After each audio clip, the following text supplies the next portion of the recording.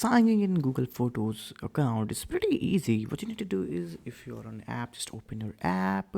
If you are on just your laptop, just open the laptop and PC and device. Now go to the googlephotos.com. This is pretty simple, photos.google.com, and after that you can simply log in with your Google account or maybe direct credentials.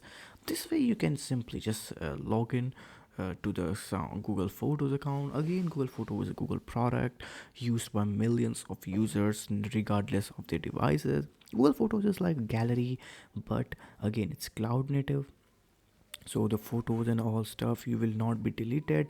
You can take this as a backup, so your data and photos videos will be secured. Google Photos is just like Google Drive, but only for videos and media, and Google Photos is heavily used by millions of users right now and will be used. And Google Photos is very free product, so you can use it and download your local videos to your device.